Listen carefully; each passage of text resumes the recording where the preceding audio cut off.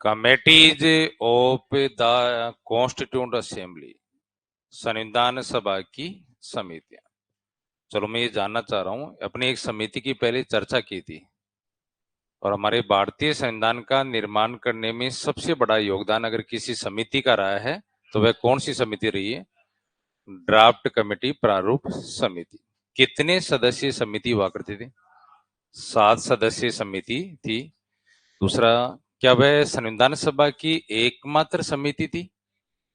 संविधान सभा में और भी समितियां गठित हुई हैं जिन्होंने भारतीय संविधान सभा को अन्य अन्य मुद्दों पर क्या दी है? अपनी सिफारिश दी है। और भारतीय संविधान को बनाने के लिए संविधान सभा ने कुल कितने समितियों का गठन किया? 22 समितियों का गठन किया, जिसमें एक समिति की अपन चर्चा कर चुके हैं। बाकी समितियों के कई बार अध्यक्ष का नाम में पूछ लेते हैं, तो अपन उसी के चर्चा करेंगे। दूसरा, मेरे को ये बताओ, प्रारूप समिति का गठन किसके द्वारा किया गया था? संविधान सभा के द्वारा। और प्रारूप समिति का गठन करने के लिए संविधान सभा में क्या लाया गया? एक प्रस्ताव लाया गया था। और वह प्रस्ताव कौन सी डेट को लाया गया था? 29 अगस्त 1947 को प्रस्ताव आया था। और प्रस्ताव संविधान सभा के समक्ष रखा गया संविधान सभा के एक सदस्य के द्वारा, और उस सदस्य का नाम क्या था? सत्यनारायण सिन्हा।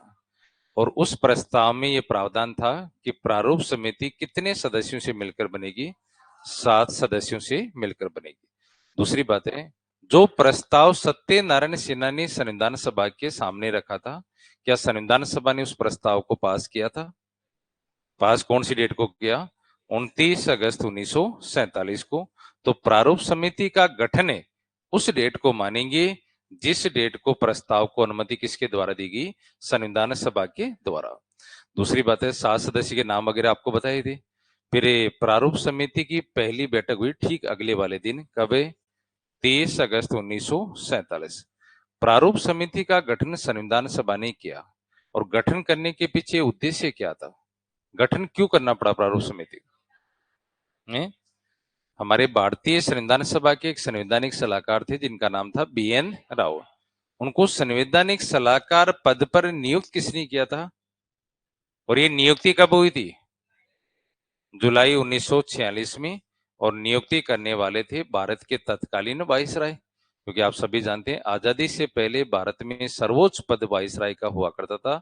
और 1946 में हमारे देश के वाइसराय कौन थे? Lord Wavell. तो लॉर्ड वेवेल ने BN राव को संविधान सभा का संवैधानिक सलाहकार बनाया।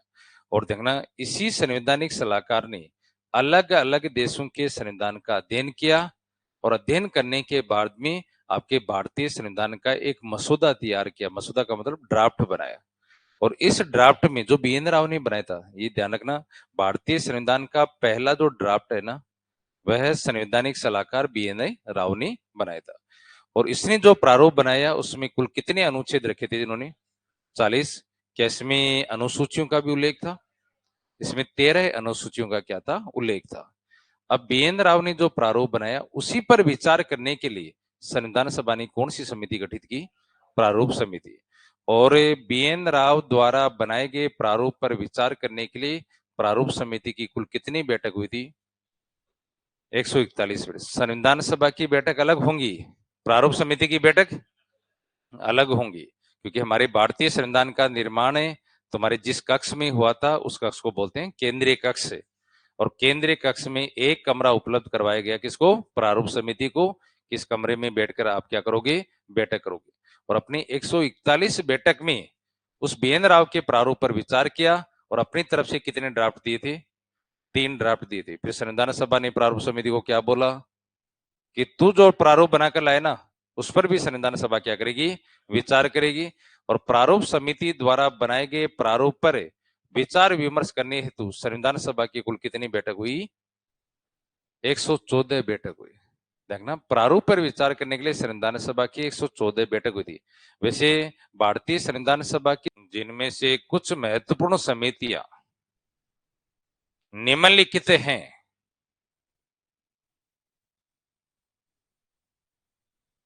महत्वपूर्ण समितियां निम्नलिखित हैं। एक साइड में चार्ट सा बना लो। एक साइड में समिति का नाम लिखेंगे और दूसरी साइड में उस कमेटी के चेयरपर्सन कौन है, अध्यक्ष कौन है।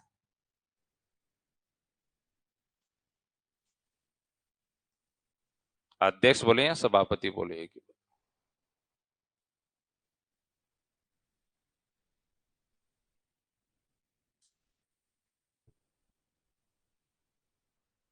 चलो एक बात बताओ, मैं आपसे जानना चाह रहा हूं कि प्रारूप समिति 7 सदस्य थी, क्या संविधान सभा ने जितनी भी समितियां गठित की, क्या सभी की सदस्य संख्या एक समान रखी थी? हैं? सदस्य संख्या क्या थी, अलग अलग हुआ करती थी, वो सदस्य संख्या कभी आपसे पूछी भी नहीं जाती। सबसे पहले लिखो नियम समिति, प्रोसीजर कमेटी, नियम समिति। हमारे भारतीय संविधान सभा ने यदि कोई पहली समिति गठित की थी ना, वह कौन सी समिति थी? संविधान सभा की पहली बैठक हुई थी 9 दिसंबर 1946 को, पहली बैठक हुई थी। उस दिन कौन सा वार हुआ करता था? सोमवार था। बैठक कितने बजे आरंभ हुई थी? अब संविधान सभा की पहली बैठक 9 दिसंबर 1946 को हुई होगी, ऐसा डिसाइड किसने किया? आपको अंतरिम सरकार बताया, और अंतरिम सरकार के उपाध्यक्ष कौन थे? जवाहरलाल नेहरू।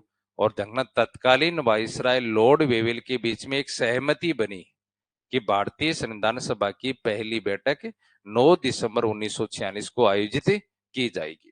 बैठक में भाग लेने का अधिकार संविधान सभा के सदस्यों के पास होगा। तो सदस्यों तक सूचना पहुंचानी, सदस्यों को सूचना पहुंचानी है तो क्या लिखने पड़ेंगे? पत्र लिखने पड़ेंगे। तो लॉर्ड वेवेल ने तो तुम्हारे एक संविधान सभा का सचिव बताया था, और हमारी भारतीय संविधान सभा के सेक्रेटरी कौन थे? HVR आयनगर थे, जो कौन सी सेवा के अधिकारी थे? ICS, इंडियन सिविल सर्विस, जिसका वर्तमान नाम क्या है? देखना, ICS को ही संविधान लागू होने पर उसका नाम बदलकर क्या कर दिया? IS, भारतीय प्रशासनिक सेवा। एक तरह से वो IS अधिकारी था। और HVR आयनगर को लॉर्ड वेवेल ने यह बोला कि हमने डिसाइड किया है कि संविधान सभा की पहली बैठक 9 दिसंबर 1946 को होगी। तेरा काम यह है कि सभी संविधान सभा के सदस्यों को तो क्या लिखेगा? आमंत्रण पत्र लिखेगा। मतलब पत्र के माध्यम से सदस्यों को क्या किया जा रहा है? आमंत्रित किया जा रहा है। कहां पर? बैठक में, बैठक में। और आमंत्रण पत्र HVR आयनगर ने लिखे कब? 20 नवंबर 1946। उसमें उसने कुछ बातों का उल्लेख किया। पहली बात तो उसने ये कहा कि बैठक 9 दिसंबर 1946 को होगी। कितने बजे बैठक आरंभ होगी? 11 बजे बैठक आरंभ होगी। बैठक दिल्ली में होगी। दिल्ली के कौन से भवन में? जो पुरानी संसद का भवन है, क्योंकि नया संसद का भवन बन गया तो अब अपन को पुरानी बोलना पड़ रहा है। और संसद भवन में एक गोलाकार आकृति में भवन बना हुआ है, जिसको वर्तमान में कहते हैं केंद्रीय कक्ष कहते हैं। तो 9 दिसंबर को जो पहली बैठक हुई थी, उसमें तो सबसे महत्वपूर्ण कार्य क्या हुआ था? आपके संविधान सभा का अस्थायी अध्यक्ष चुना गया, टेम्परेरी चेयरपर्सन चुना गया। और संविधान सभा का अस्थायी अध्यक्ष डॉक्टर सच्चिदानंद सिन्हा को चुना गया था। उसी को क्यों, उसको मैं बता दिया, क्योंकि संविधान सभा में जितने भी सदस्य निर्वाचित होकर आए थे, और संविधान सभा के 296 सदस्य निर्वाचित हुए थे, उनमें उम्र के दृष्टिकोण से सबसे वरिष्ठतम सदस्य कौन था? सच्चिदानंद सिन्हा। उस समय उनकी एज थी लगभग 75 के आसपास। और ये जो संवैधानिक सलाहकार थे ना, BN राव, इसने संविधान सभा को सलाह दी थी, जब संविधान सभा के 296 सीटों पर चुनाव हो गए, सभी सदस्य निर्वाचित हो गए, तो सबको पता चल गया कि सबसे ज्यादा उम्र किसकी है? सिन्हा साहब की है। तो धन्ना BN राव ने संविधान सभा को यह सलाह दी कि जब भी आप संविधान सभा की बैठक बुलाओ तो सिन्हा को संविधान सभा का क्या चुनो? अस्थायी अध्यक्ष चुनो। और BN राव के सुझाव को संविधान सभा ने क्या कर लिया? मान लिया। फिर संविधान सभा की दूसरी बैठक 10 दिसंबर 1946 को हुई, और आपको बता दिया कि सभी ने क्या लिखा हुआ है? दूसरी बैठक 11 दिसंबर 1946। आपको सब गाइड में यही मिलेगा, और आपको मैं यहाँ पर पैनल में दिखा भी दिया था। 11 दिसंबर 1946 को तीसरी बैठक हुई थी, न कि दूसरी बैठक। आपका संविधान सभा का जो पहला सत्र चला था, कौन सी डेट से लेकर कौन सी डेट तक? 9 दिसंबर 1946 से लेकर 23 दिसंबर 1946। और इस 70 के दौरान टोटल 11 बैठक हुई थी, और 5 बैठक तो कंटिन्यू हुई, 9, 10, 11, 12, 13। 14 और 15 को कोई बैठक नहीं हुई, शनिवार और संडे पड़ रहा था। फिर 16, 17, 18, 19 को बैठक हुई, 20 को बैठक नहीं हुई, 21 को बैठक हुई, 22 को बैठक नहीं हुई, फिर 23 को बैठक हुई थी। तो जो पहली जो 5 बैठक है ना, सभी गाइड में ये लिखा हुआ है। पहली बैठक को तो सही बोलते हैं 9 दिसंबर 1946। दूसरी बैठक के बारे में बताते हैं वो 11 दिसंबर है, और तीसरी बैठक के बारे में बताते हैं वो 13 दिसंबर। बल्कि 13 दिसंबर को तीसरी नहीं बल्कि 5वीं बैठक होती है, जिसको वो दूसरी बैठक कहते हैं। वह संविधान सभा की कौन सी बैठक हुआ करती है? और देखना, इस नियम समिति का गठन संविधान सभा ने अपनी दूसरी बैठक में की थी। दूसरी बैठक हुई थी 10 दिसंबर 1946 की हुई थी। और ये कितने सदस्य समिति थी? 16 सदस्य समिति थी, 15 सदस्य, और इसको एक क्या बनाया गया? अध्यक्ष बनाया गया। और ये 16 सदस्य जो नियम समिति थी, इसी तरह मैंने आपको प्रारूप समिति बताई, कितने सदस्य? जिनमें जो कोई महिला भी थी क्या? है? प्रारूप समिति में कोई भी महिला सदस्य नहीं थी, पर नियम समिति में एक महिला को सदस्य बनाया गया था, जी दुर्गा बाई को। आपको संविधान सभा में महिला सदस्यों के नाम बताए, कुल कितनी महिलाएं हुआ करती थी? जिनमें से 14 निर्वाचित और एक मनोनीत। पर देखना, आप तो केवल अध्यक्ष का नाम याद रखना। और इस नियम समिति का अध्यक्ष डॉक्टर राजेंद्र प्रसाद।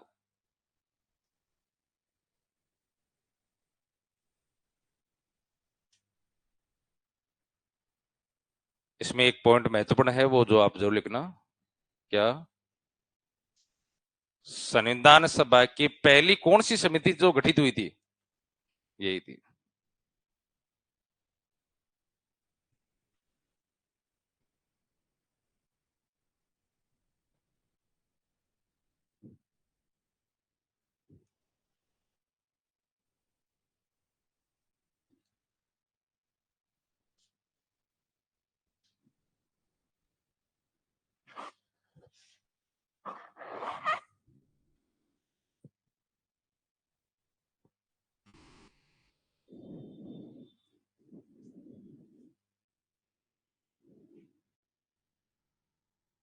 चलो एक बात बताओ कि संविधान सभा की जो समितियां हैं, उनमें सदस्य संख्या ले रहे हैं अपन, और सामान्यतः सदस्य कौन बनेगा? जो संविधान सभा का सदस्य होगा, मतलब जो संविधान सभा के सदस्य थे, उन्हीं को ही समितियों का क्या बनाया गया? सदस्य बनाया। पर कुछ समितियां ऐसी थी जिनमें ऐसे सदस्य भी थे जो संविधान सभा के सदस्य नहीं थे। दूसरा, अगर संविधान सभा का कोई सदस्य किसी एक समिति का सदस्य है, एक समिति का सदस्य, तो क्या वह दूसरी समिति का भी सदस्य बन सकता था? है? अरे कई सदस्य ऐसे थे जो 2 या 2 से अधिक समितियों में क्या बने? सदस्य बने। दूसरा, अपने समितियों के क्या देख रहे हैं? अध्यक्ष देख रहे हैं। क्या किसी एक पर्सन को 2 या 2 से अधिक समितियों का अध्यक्ष बना सकते हैं? बना सकते हैं। 2 का बना सकते हैं, 3 का बना सकते हैं, 4 का बना सकते हैं, कोई बाउंडेशन नहीं। नेक्स्ट लिखो फिर।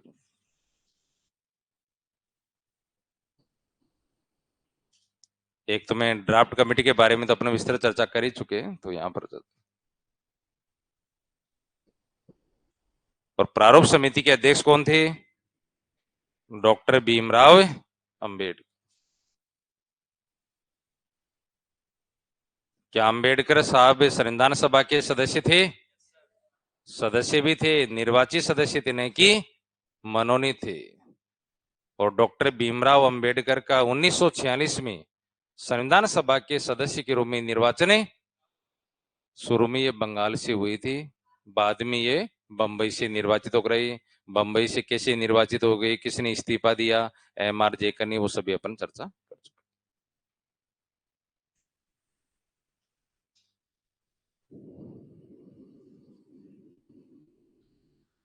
एक कमेटी थी यूनियन कॉन्स्टिट्यूशन कमेटी, संघ संविधान समिति।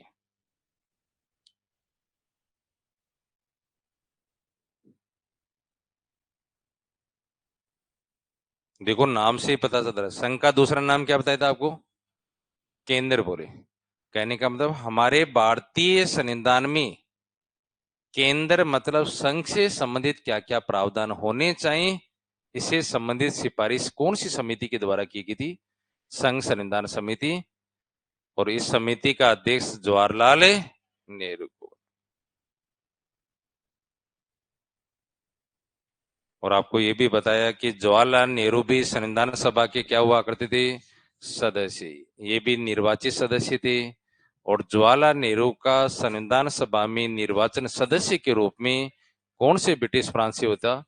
संयुक्त प्रांत से। और उसी संयुक्त प्रांत का वर्तमान नाम क्या है? उत्तर प्रदेश है। देखना, उत्तर प्रदेश का 1950 से पहले नाम क्या हुआ करता था? संयुक्त प्रांत, यूनाइटेड प्रोविंसेस हुआ करता। संविधान सभा की एक कमेटी थी, यूनियन पावर कमेटी, संघ शक्ति समिति। केंद्र के पास कौन कौन सी शक्तियां होनी चाहिए इसे संबंधित सिफारिश देने के लिए। और इस समिति का अध्यक्ष भी जवाहरलाल नेहरू को ही बनाया गया था। तभी मैंने अभी आपको बताया कि एक से ज्यादा समितियों में कोई अध्यक्ष बन सकता था। नेहरू दो दो समितियों के भी क्या बने? अध्यक्ष। आगे एक और हाँ, राज्य से संबंधित समिति थी, उसके भी अध्यक्ष। लिखना वो इतनी इंपॉर्टेंट नहीं है, परंतु आप लिखना चाहें तो लिख लो उसे।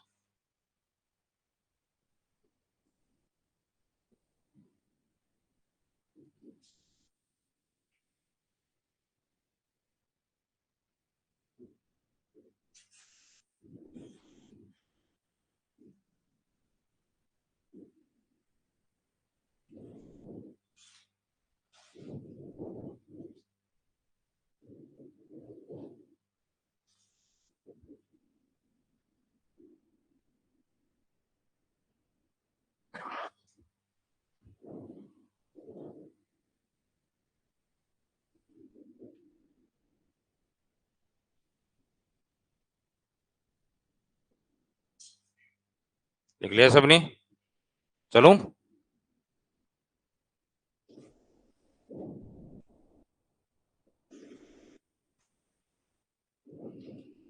नेक्स्ट लिखो। झंडा समिति। झंडा समिति के अध्यक्ष राजेंद्र प्रसाद या आचार्य जेबी कृपलानी हैं? हाँ, देखो, इसी वजह से मैंने लिए बताया आपको। लेकिन आपको सब जगह ये मिलेगा कि झंडा समिति के अध्यक्ष कौन थे? आचार्य जेबी कृपलानी हुआ करते थे। दूसरी बात है कि आज हमारा राष्ट्रीय ध्वज क्या है? तिरंगा।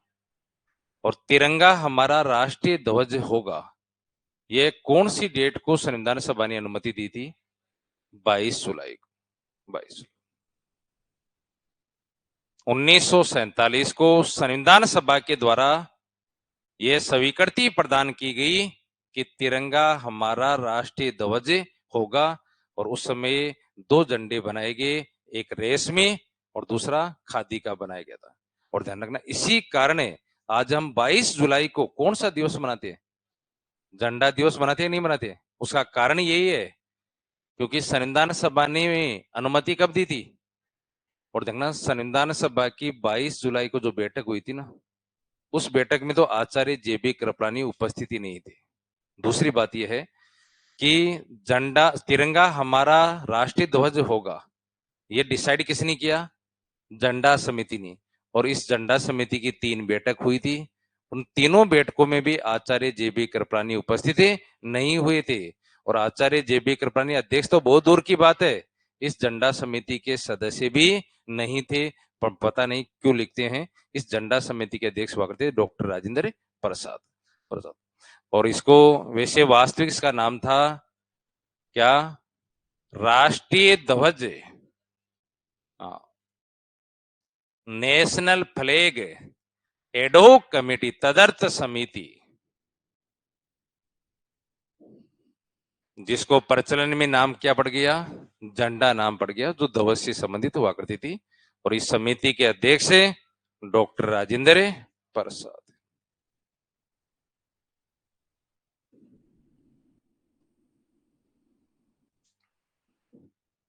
इस पॉइंट को ध्यान में रखना, आचार्य जेबी कृपलानी झंडा समिति के क्या नहीं थे?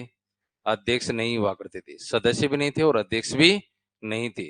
ये वाली पॉइंट है ना, 22 जुलाई वाली बात, वो आखिर में नोट लाके मैं आपको लिखा दूं।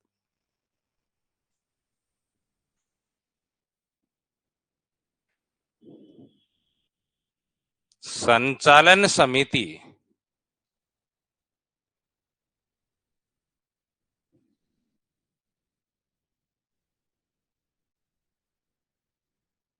इसके अध्यक्ष भी डॉक्टर राजेंद्र प्रसाद।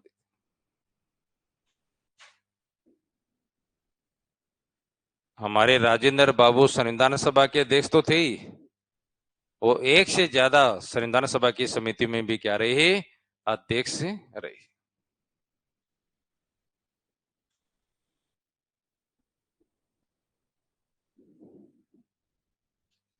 प्रांतीय संविधान समिति,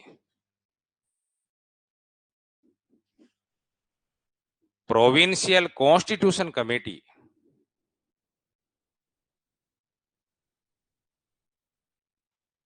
अब क्या है, थोड़ा सा फैक्चुअल पॉइंट है, आपको ध्यान रखना ही पड़ेगा कि कौन सी समिति का कौन अध्यक्ष हुआ। कई बार क्या है कि सामान्यतः आरएस और यूपीएससी में देखा जाता है कि समिति से जुड़ा हुआ जो क्वेश्चन बनता है ना, एक साइड में कमेटी देंगे, एक साइड में किसके नाम लिखेंगे, अध्यक्ष के, फिर वो क्या करवाते हैं आपसे, कंपैरिजन, तुलना करवाते हैं, कौन सी समिति का कौन सा अध्यक्ष था, तो मिलान वाला क्वेश्चन यहाँ से ज्यादा बनता है। और इस प्रांतीय संविधान समिति के अध्यक्ष से आपके अपने सरकार में गृह मंत्री किसको बनाया, और हमारे स्वतंत्र भारत का पहला गृह मंत्री सरदार वल्लभ भाई पटेल थे। क्या सरदार वल्लभ भाई पटेल संविधान सभा के सदस्य हुआ करते थे? वो संविधान सभा के सदस्य थे, और संविधान सभा में दोनों तरह के सदस्य थे, निर्वाचित और, परंतु वह संविधान सभा के मनोनीत सदस्य नहीं, निर्वाचित सदस्य थे। कांग्रेस पार्टी के टिकट पे उन्होंने चुनाव लड़ा था, और उनका निर्वाचन हुआ था बंबई ब्रिटिश प्रांत से हुआ करता। तो इस समिति के अध्यक्ष कौन थे, सरदार वल्लभ भाई पटेल।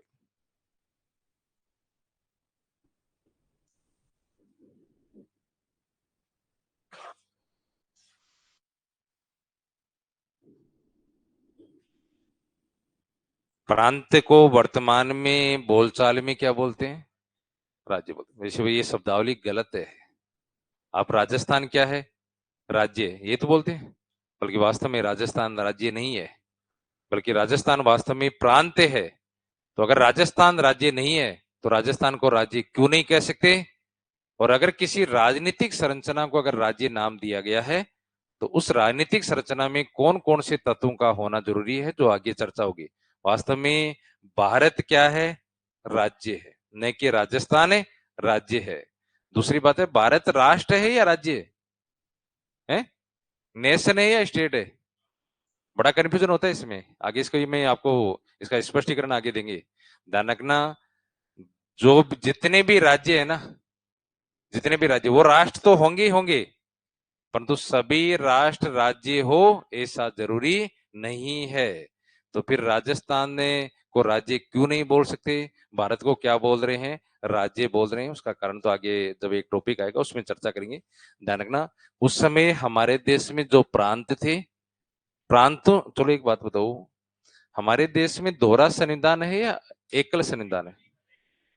दोहरा संविधान किसे कहते हैं? केंद्र का अलग और प्रत्येक राज्यों का क्या अलग है। क्या भारत का कोई ऐसा राज्य है जिसका अलग से संविधान है? पहले जम्मू कश्मीर का हुआ करता था, अब तो किसी का नहीं है, किसी का भी नहीं है।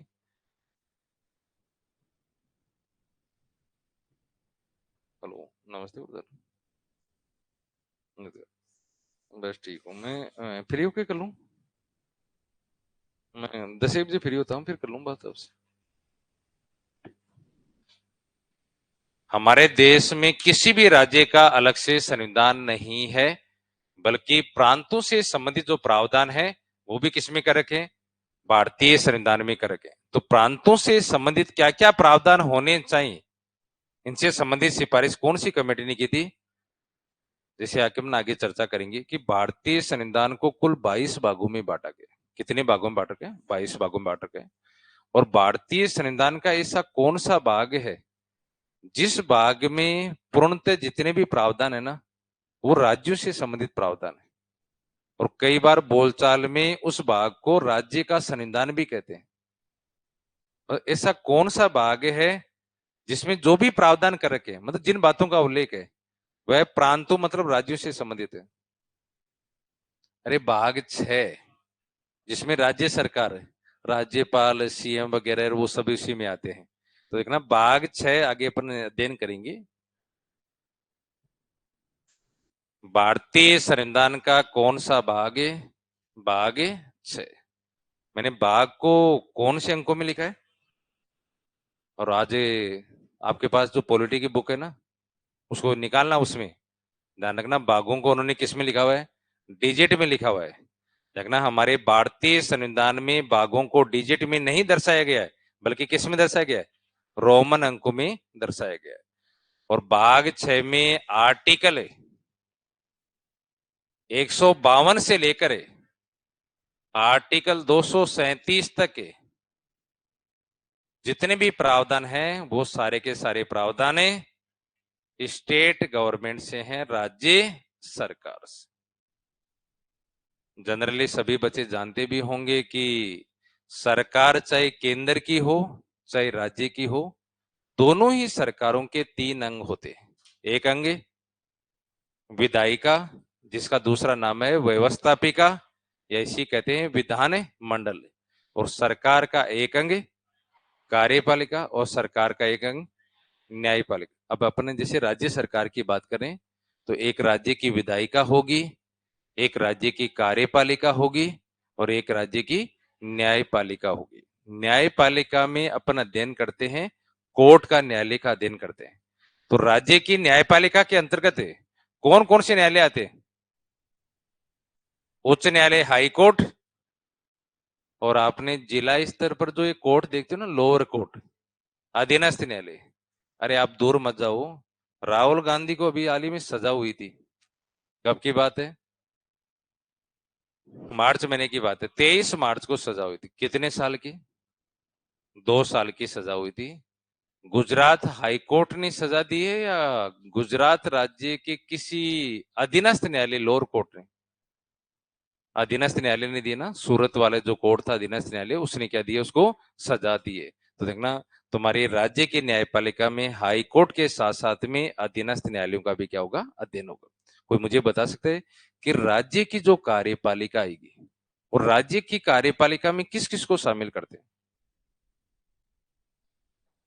अरे राज्य का राज्यपाल उसी में शामिल होगा। राज्य की कार्यपालिका का वो प्रमुख होता है। क्या राज्य में मुख्यमंत्री होता है? तो मुख्यमंत्री का अध्ययन भी अपन कार्यपालिका में करेंगे। क्या राजस्थान में केवल मुख्यमंत्री हैं या और भी मंत्री हैं? आज राजस्थान में अशोक गहलोत के अलावा 29 मंत्री है, 29 मंत्री है। और किसी भी राज्य सरकार के सभी मंत्रियों को एक साथ बोला जाता है राज्य मंत्री परिषद। तो राज्य मंत्री परिषद किसके अंतर्गत शामिल होती है? राज्य की कार्यपालिका के अंतर्गत शामिल होते हैं। इसी तरह प्रत्येक राज्य सरकार को कानूनी मामलों में सलाह देने के लिए एक सलाहकार होता है, जो तुम्हारी राज्य सरकार का विधि अधिकारी कहलाता है। और उसका कभी नाम सुना होगा, महाधिवक्ता। कोई बता सकता है वर्तमान में राजस्थान के महाधिवक्ता कौन है? उसका नाम है महेंद्र सिंह सिंघवी। तो महाधिवक्ता भी राज्य की कार्यपालिका के अंतर्गत ही आता है। तो भारतीय संविधान का भाग 6 समस्त प्रावधान किससे संबंधित रखता है? इसी कारण इस भाग को हमने क्या बोलना शुरू कर दिया कि राज्य का क्या है? संविधान है। पर राज्य का अलग से कोई संविधान नहीं होता है। और इस प्रांतीय अध्यक्ष का नाम है, अध्यक्ष कौन थे इसके? सरदार पटेल। नेक्स्ट कमेटी लिखो, मूल अधिकार, फंडामेंटल राइट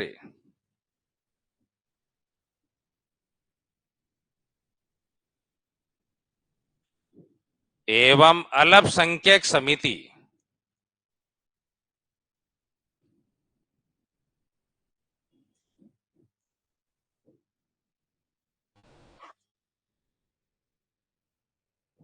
और इस समिति के अध्यक्ष भी सरदार वल्लभ भाई पटेल को ही बनाए। क्या आपको ये बता दिया कि पटेल के नाम से पहले सरदार क्यों लगा है? हाँ, ये सिख धर्म से नहीं थे। धर्म तो क्या था इनका? हिंदू धर्म। और सरदार क्या है? उपाधि है। उपाधि दी किसने? महिलाओं ने। कहाँ की महिलाओं ने? बारदोली की महिलाओं ने। जो आप इंडियन हिस्ट्री में एक आंदोलन पढ़ोगे, बारदोली का आंदोलन, उसमें आपको हिस्ट्री वाले शब्द। क्या भारतीय संविधान ने आपको मूल अधिकार दिए? है क्या आपके पास मूल अधिकार? कितने हैं? हैं? आज 6 हैं। आज, हाँ। हाँ, यही बताना चाह रहा था कि मूल संविधान में, भारतीय संविधान के तहत हमें 7 मूल अधिकार मिले हुए थे, परंतु एक मूल अधिकार को बाद में संविधान में संशोधन करके क्या कर दिया? हटा दिया। कौन से मूल अधिकार को? संपत्ति का अधिकार, राइट टू प्रॉपर्टी। और देखना, संपत्ति के अधिकार को मूल अधिकारों से हटाने के लिए 1978 में, 1978 में 44वां संविधान संशोधन हुआ था। और जब संविधान में संशोधन होता है तो वो संसद करती है। इसके लिए सरकार की तरफ से क्या लाया जाता है? एक संविधान संशोधन विधेयक लाया जाता है।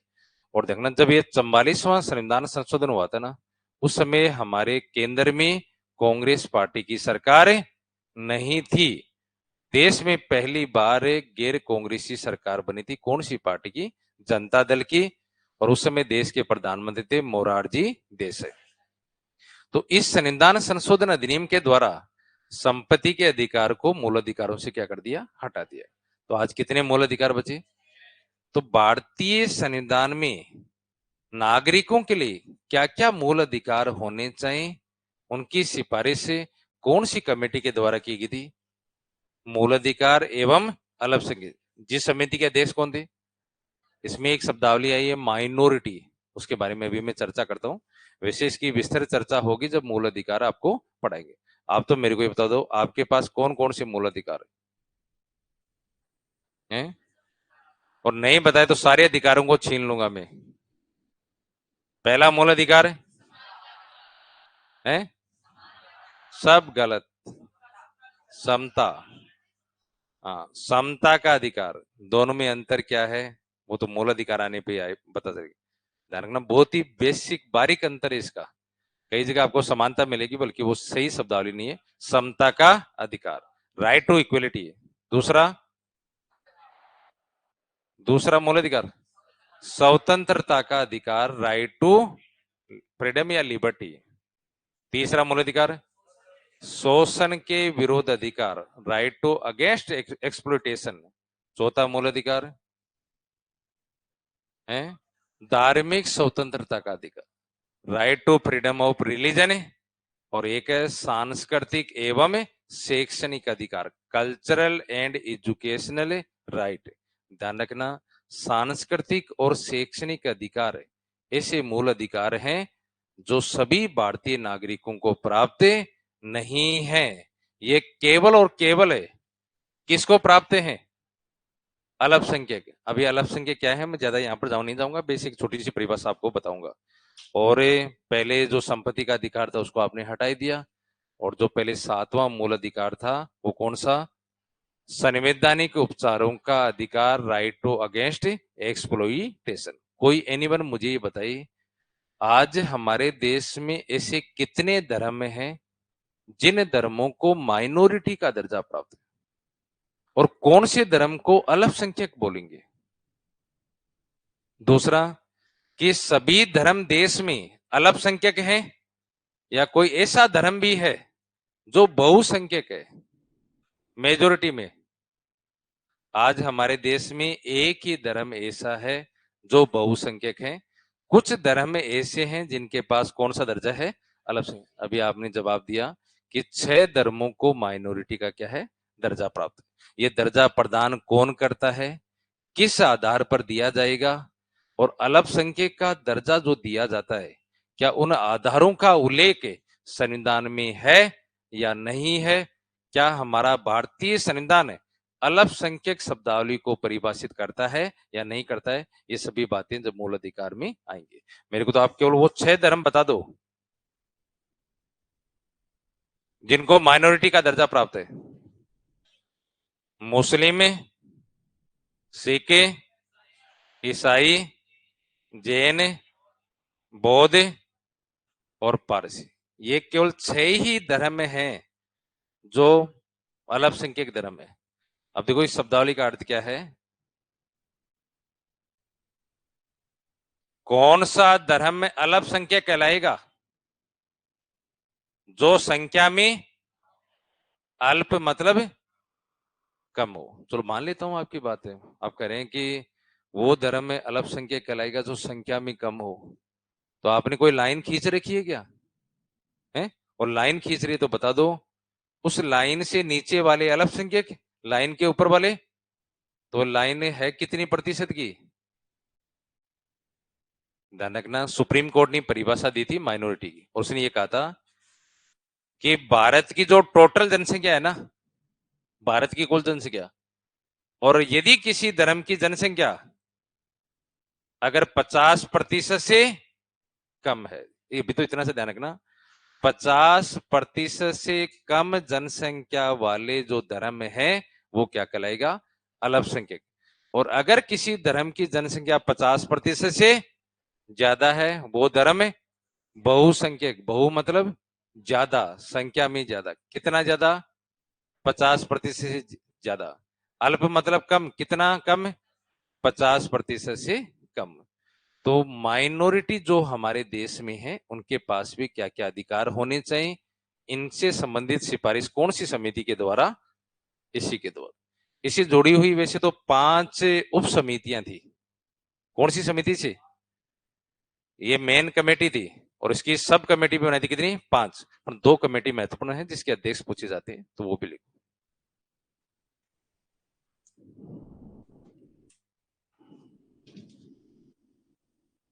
मूल अधिकार उप समिति, फंडामेंटल राइट सब कमेटी,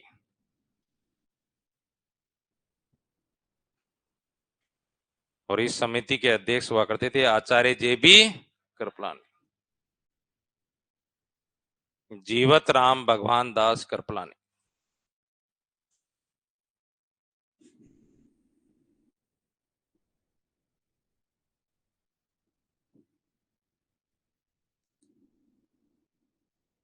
एक थी अल्पसंख्यक उप समिति, माइनॉरिटी सब कमेटी। इसके अध्यक्ष बता सकते हो? ये पहले भी चर्चा में आया था। है? उपाध्यक्ष किसका? उपाध्यक्ष संविधान सभा का उपाध्यक्ष। संविधान सभा में कितने उपाध्यक्ष बनाए गए? 2। पहला, दूसरा, और दूसरे वाले की तो खासियत और है। राजस्थान की कौन सी देशी रियासत है? जयपुर देशी रियासत से क्या हुआ करते थे? मनोनीत सदस्य। आपको बताया शुरू में तो एक ही उपाध्यक्ष बनाया था, और आपको ये भी बताया कि जब कैबिनेट मिशन ने अपनी सिफारिश दी थी ना, उसमें 5 उपाध्यक्ष का प्रावधान रखा था। बाद में जब देश का विभाजन हो गया तो संविधान सभा ने नियमों में संशोधन कर दिया और कह दिया कि 2 ही उपाध्यक्ष बनाएंगे। तो संविधान सभा का पहला उपाध्यक्ष हरेंद्र कुमार मुखर्जी, जो तुम्हारे कौन से प्रांत से निर्वाचित होकर आए थे? बंगाल से निर्वाचित होकर आए थे। HC मुखर्जी।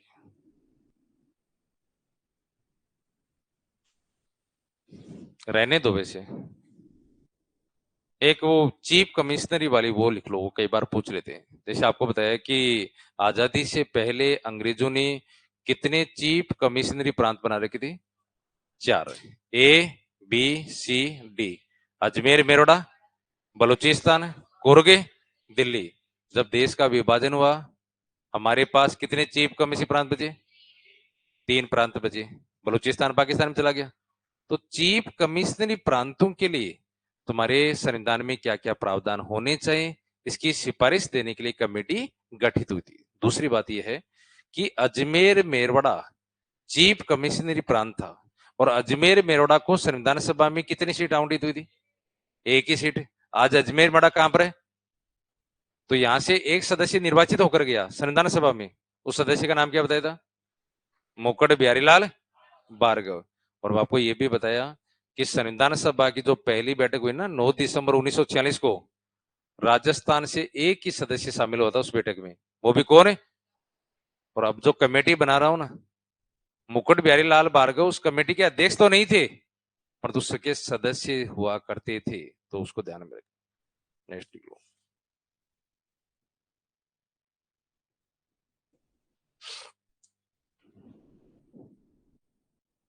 चीफ को हिंदी में क्या कहते हैं?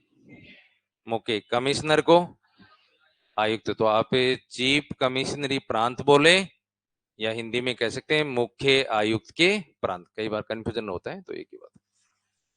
Chief कमिश्नरी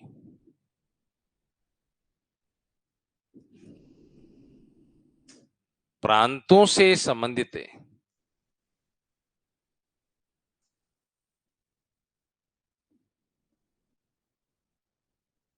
committee related to chief commissionery provinces. इसके अध्यक्ष पट्टाभी सीतारामैया।